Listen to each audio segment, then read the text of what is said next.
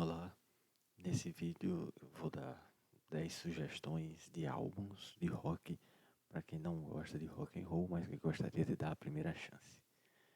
Então aqui não vou colocar os álbuns mais clássicos, é, mas vou colocar os que são importantes, álbuns aqui da coleção que podem ajudar você a gostar um pouco do rock and roll e mostrar um pouco da evolução do estilo ao longo dos anos.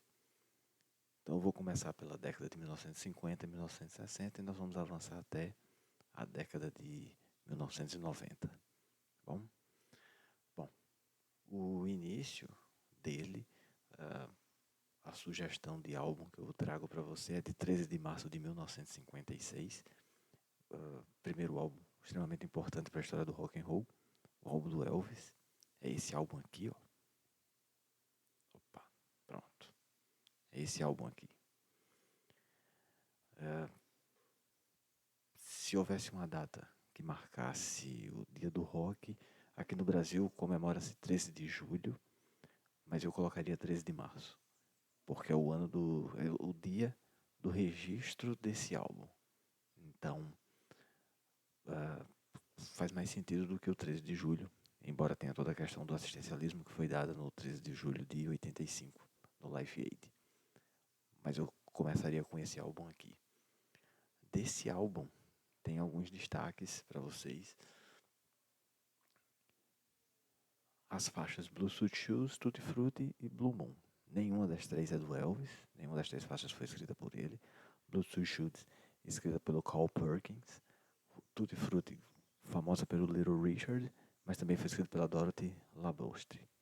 E Blue Moon, famosa do Richard Rogers e do Lawrence Hart. Esse álbum, ele marca o início do rock and roll gravado, embora Little Richard, Chuck Berry, outros caras já tenham feito coisas ligadas ao rock and roll antes. Mas como registro fonográfico mesmo, esse é o primeiro. O próprio Little Richard do Tutti Frutti só vai gravar o seu primeiro álbum em 57. Tem muita discussão sobre isso, né? A questão do Elvis ser um cara branco, num país preconceituoso como os Estados Unidos, e ele conseguir gravar o primeiro álbum gravando músicas de negros. Mas é o registro, são as datas, é o que nós temos. Então, é um álbum extremamente importante, é um álbum curto, meia hora a audição dele, mais ou menos. Essa edição que eu mostrei aqui é uma edição especial, ela tem mais faixas, mas muita coisa de sobra de estúdio, tentativas de gravações, tomadas 1, 2, 3, 4, de faixas que já estão no álbum. Então o álbum em si, quer dar uma chance, começa com essas três faixas aí. Belezinha? Próximo álbum, maio de 1973, mas como assim, né? Se eu falei que ia tratar da década de 50 e 60, mas aqui tem uma explicação. Esse álbum é esse álbum aqui. Ops, que ele. É esse álbum aqui. Os 24 maiores sucessos da era do rock. A gravadora lançou esse álbum apenas em 73, porque o Raul Seixas ele estava numa banda chamada Rock Generation, que foi o nome que foi lançado nesse álbum, na versão original dele. Porém, esse álbum ele sai no mesmo período do Krigabadolo do Raul Seixas. Então, o que foi que aconteceu? A gravadora ficou com medo de um álbum competir com o outro, segurou esse na geladeira e lançou o Krigabadolo do Raul Seixas. Como o Krigabadolo vendeu bem, como o Guita, que vem na sequência, também vendeu bem, aí a gravadora resolve tirar isso aqui e colocar à venda. Mas nesse álbum não há nenhuma faixa que seja ligada ao composições dele ou coisas que ele tenha feito. São 31 minutos de música, é um álbum curto, e são músicas de outros artistas. Aí o álbum todo é um destaque. Ele revisita tanto obras americanas como obras brasileiras do rock and roll dessa década de 50 e de 60. É um bom álbum. Essa não é a capa original nesse encarte aqui, nesse álbum aqui. Se você olhar aqui na parte de trás, pronto, ele traz a capa original dos 24 maiores sucessos da banda Rock Generation. Na verdade era o Raul Seixas. Então essa aí é uma segunda sugestão como história, para você acostumar o ouvido com o rock and roll. Terceiro álbum sugerido aqui, lógico, não teria como passar sem eles, é esse aqui. Opa. É o With the Beatles. A versão que eu coloquei na imagem aí é mono, essa versão aqui já é estéreo. Cadê? Aqui. Essa versão já é estéreo. Apesar de ser um álbum dos Beatles, você vai ter faixas aqui, essas são as faixas de destaque. Você não tem todas as composições deles. Por exemplo, a terceira faixa, Till There Was You, é da Meredith Wilson. Please Mr. Postman. Tem um monte de gente que escreve. George Dobbins, William Garrett, Freddie Gorman, Brian Holland e Robert Bateman. E a última, Roll Over Beethoven, mais uma vez fazendo referência aos artistas que precedem até o Elvis Presley. Roll Over Beethoven é do Chuck Berry. Então, mais um bom álbum para se ouvir. Na sequência, a gente vem para junho de 1968, mais uma vez vindo para o Brasil. Lembrando que o Brasil, nesse período, ele está num período conturbado, em função da Revolução de 1964, o golpe militar. E o rock and roll, nesse período, ele se funde muito, os artistas vão muito ao encontro da MPB, dos tropicalistas, do que viria a ser o movimento tropicalista. E as composições, elas começam a ter um tom político. Até porque você vai ter censura, você não vai poder cantar o que se cantava antes, embora as músicas da década de 1950, início da década de 1960, sejam músicas até inocentes, mas podem ser consideradas ofensivas à moral da época, e a ditadura vetava. Em meio a tudo isso, junho de 1968, surge o fantástico primeiro álbum dos Mutantes. Tá aqui ele, Rita Lee no vocal. Muito bom esse álbum e já traz essa mistura, como eu falei, do pessoal do rock and roll com o pessoal da MPB. Como destaque aqui, Panis et Circenses, composição de G. Caetano, que vai aparecer no álbum também no Tropicalia. Então essa faixa aparece aqui nesse álbum. A faixa Baby, que é do Caetano. Sr. F, que é baseada no Being for the Benefit of Mr. Kite, dos Beatles. E Bate Macumba, um poema concreto do Caetano e do Gilberto Gil. Então, mais um álbum muito interessante. Já é um rock mais psicodélico, já bebe muito da fonte de Beatles, da influência de Beatles na música. E, enfim, é um outro gênero. Então, para quem gosta do rockabilly, já ficou ali mais pelo Elvis e um pouco do álbum dos Beatles, do segundo álbum. E do álbum do Raul. Para quem já quer uma coisa mais sofisticada, já começa a pegar aqui Mutantes com o seu primeiro álbum. E assim termina essa década de 1960. As décadas de 1970 e 80 são bem curiosas. Década de 1970 eu vou começar com 13 de fevereiro dela. Marca um divisor de águas no rock and roll. O rock and roll gera o seu filho mais rebelde. Com esse álbum aqui. Ele... Black Sabbath. Curiosidade sobre esse álbum tem muitas. Destaques aqui. Vou colocar primeiro, ele foi lançado na sexta-feira 13. Tem uma explicação para isso. Esse álbum, o conceito que está aqui nele é de ser um álbum de terror. Essa é a ideia do Ozzy, junto com o pessoal Tom Iommi e os demais integrantes do Black Sabbath. Eles partiram da ideia de que se as pessoas assistem filmes de terror, compram livros sobre o terror, as pessoas também ouviriam músicas com tema de terror. E é daí onde sai a ideia de criarem o Black Sabbath com essa capa e com um som muito pesado. É o primeiro álbum do heavy metal. Então, se alguém, na sua audição, se você quiser partir para algo mais pesado, a sugestão é começar por aqui. Faixas de destaque, Black Sabbath, NIB e Sleeping Village. Então, as 3 faixas aí são fantásticas. O álbum todo é bom, mas essas 3 aí, para você sentir se essa é a sua vertente, ou se já foi alguma das anteriores, se essa aqui vai somar a você ou não. Na sequência, 1º de março de 73, belíssimo álbum, capa muito famosa, né? Muita gente conhece. Esse aqui é o The Dark Side of the Moon, do Pink Floyd. Eu sei que eu comentei no início do vídeo que eu não iria colocar nenhum álbum muito clássico, porque tudo é uma evolução. Você vai acostumando o ouvido, você vai se acostumando e vai conseguindo assimilar melhor alguns álbuns. Mas esse álbum aqui, eu senti que eu precisava colocá-lo mesmo. O destaque dele é ele todo. É um álbum conceitual, ele conta uma história, ele tem uma perspectiva. É importante que você... E isso tem muita coisa do rock and roll. Os álbuns, eles têm uma história, eles exigem que você busque outras fontes para compreender melhor aquele álbum. Então não é um álbum que é fechado na música, ela tem um conceito por trás. Ele exige é um estilo que exige um pouco de estudo. Isso é bacana, porque você consegue ouvir melhor o álbum, consegue entender melhor o que está sendo dito ali e as coisas fazem sentido.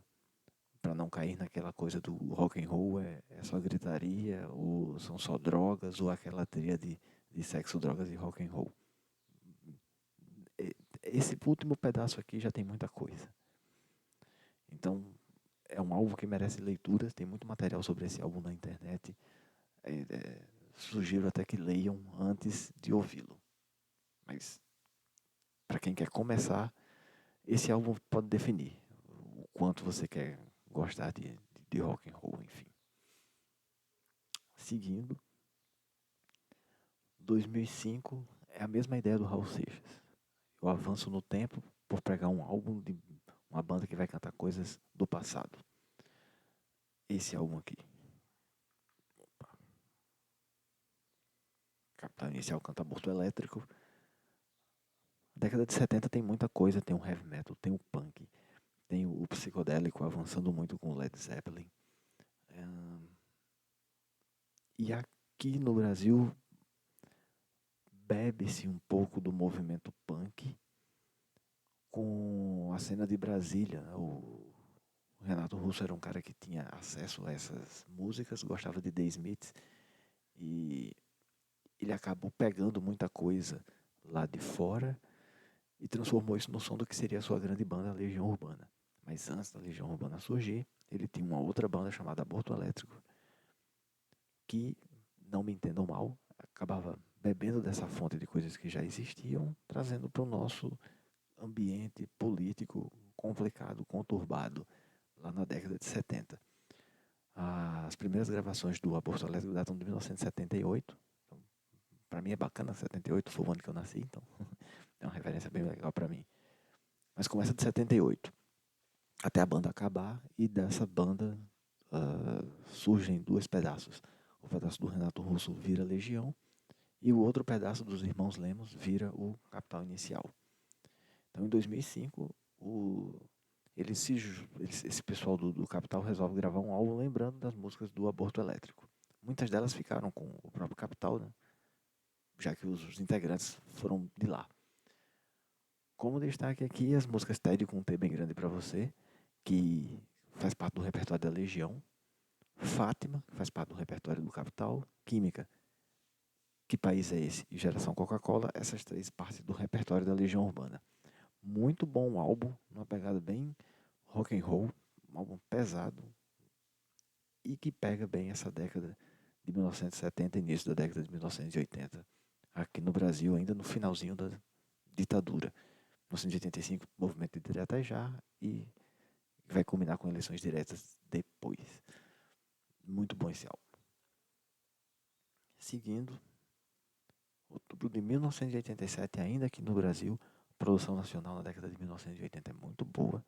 Quem quiser curtir o rock and roll, sugiro que dê uma pesquisada nessa época, tem muita coisa legal. E em 1987 sai esse álbum aqui.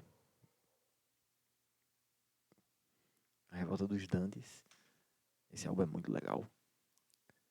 O Humberto Gessinger é o cara que toma conta desse álbum, junto com o Carlos Maltz e o Lix. Destaque aqui, grandes hits do Engenheiros, Terra de Gigantes, Infinita Highway, Refrão de Bolero, e duas faixas que eu gosto muito, Vozes e Desde Aquele Dia. Sugestão aí de rock nacional para ouvir. O Brasil produziu muita coisa legal nessa década de 1980, mesmo com equipamentos muito ruins na época. Isso aí no livro do Lobão ele cita bem essa dura realidade da época. Indo para a década de 1990 e para os dois últimos álbuns da minha sugestão. A década de 1990 nos Estados Unidos é marcada pelo movimento grunge, lá do movimento de Seattle. Tem um filme chamado Singles, que pega muito bem capta muito bem esse período. Como representante do grunge, a maioria do pessoal conhece o Nirvana, com a capa clássica do bebezinho lá na piscina, mas eu vou trazer outro, de 27 de agosto de 91. E esse rapazinho aqui,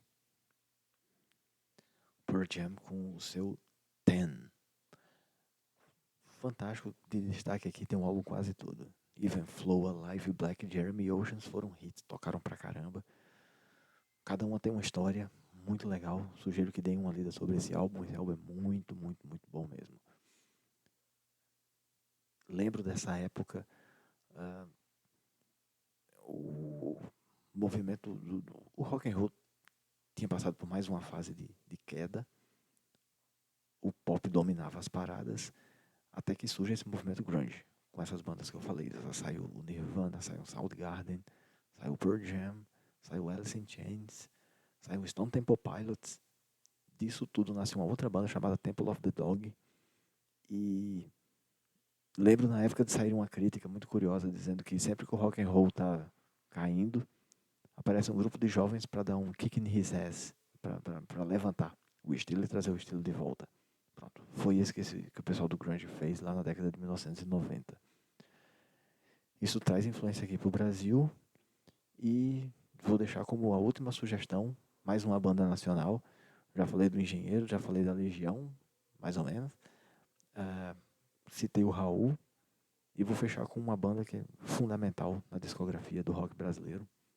23 de maio de 97 sai.